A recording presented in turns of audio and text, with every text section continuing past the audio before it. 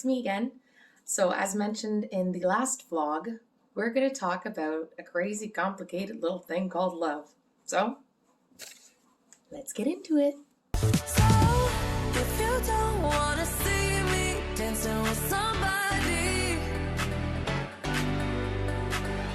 if you wanna believe that anything could stop me, don't show up, don't come out, don't start caring about me now. Walk away, you know how. Don't start caring about me now. This fine line is what I make of it. Got my sheet of paper in front of me. I wonder. There's a way I can put my paper. Yeah. What is love? What is love, love? Baby, don't hurt me. Love is defined in Google as an intense feeling of affection, a great interest or pleasure in something, and a way of expressing one's enjoyment. Wikipedia? Wiki. I think that's the wiki. Wiki. Wiki defies love. Defies it. I defy love. I despise love. No, you can't despise love. Wikipedia defines love as encompassing a range of strong and positive emotional and mental states, an intense attraction and emotional attachment. Basically, love is what you feel. Does love have limits? I would do anything for love, but I won't do that. No, not going to do that. Love is not control. Love is not possession. And love is not ownership. Love is seeing anything in its raw, natural state and being completely taken away by it. Love is giving someone the power to destroy you and hoping that they never use it. Love is allowing that person or thing to be completely themselves and wanting nothing but happiness for them, whether that includes you or not. Is there such thing as love at first sight? I guess that's to each individual's interpretation. You're allowed to believe whatever you want. There are multiple different ways that people express love.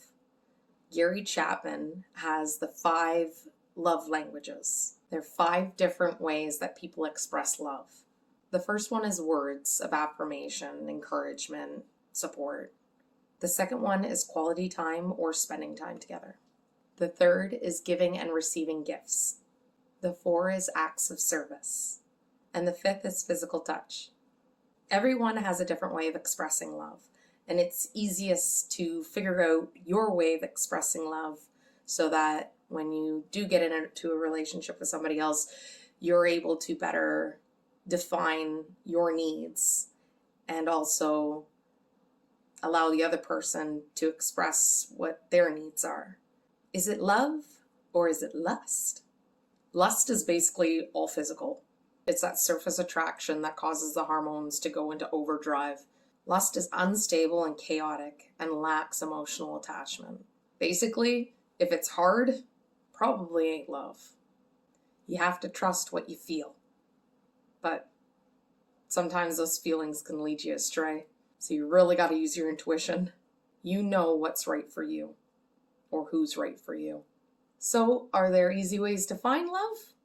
I know most girls used to pick little daisies and, does he love me, does he not? You know what, I still do that and I don't care. The Daisy Oracle has been around since the 1800s, if not before that. And it's been one way of one's finding out if, he or she loves them or not. And usually you pick all the flowers off, going one by one, saying, he loves me not, he loves me. And then once you get to the last petal, whatever that one is what it is. Another way people believe that they can find love is at weddings.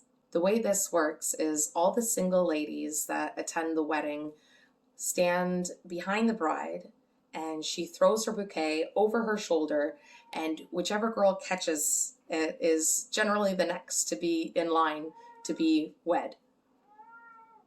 Really, Skitty? Are you in need of love? Really? Well, come here then if you want cuddles. You heard love and you're just like, oh, pick me. Oh, she's so precious. You smell of cat food. This is my baby. This is my scaramouche. There you go. I'm a bit of a hopeful, hopeless romantic. I love rom-coms and all that fun stuff. I love love. I love the idea of love, and I love all the things that come with love.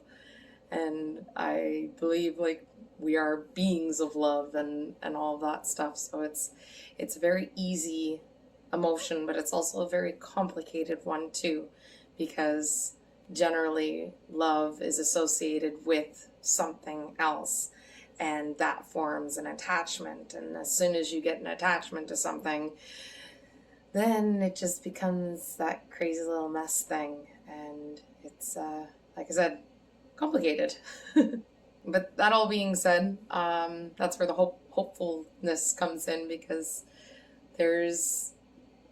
we are beings of love, like we can't be technically without it. Like there's self-love and love of any, like you can have love for anything.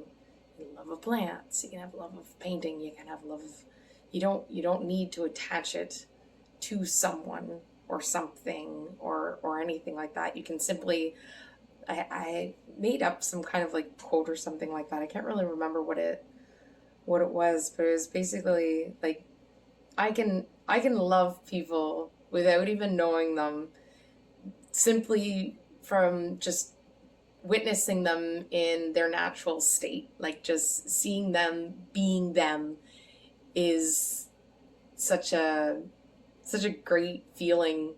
You see people walking down the street happy, it makes you happy. Like a smile is contagious. Like there's all these little things associated with love that we overlook, I guess would be the right way of putting it. Overall, love is lovely, for lack of a better word. Overall, love is a beautiful way to express yourself and what you care about. And I know love doesn't come without consequences. Sometimes things just don't work out.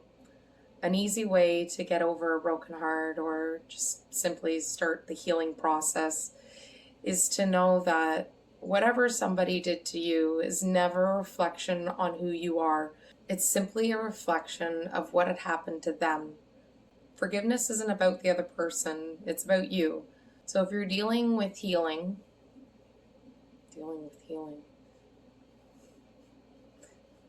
I'm a poet and I didn't know it. So if you're having trouble with forgiveness or anything like that, just know that people are doing the best they can from the level of consciousness they have at any given moment. Even you. Valentine's Day is this Sunday, and however you choose to celebrate it is perfectly awesome. I am more than likely going to be making a dinner for two.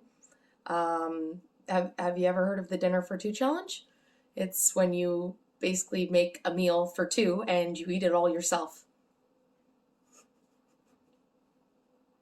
I did that for breakfast last year. And you know what? I ate it all. Because I like food. So since my dinner for two challenge went to bust, I thought I'd make up for it with breakfast.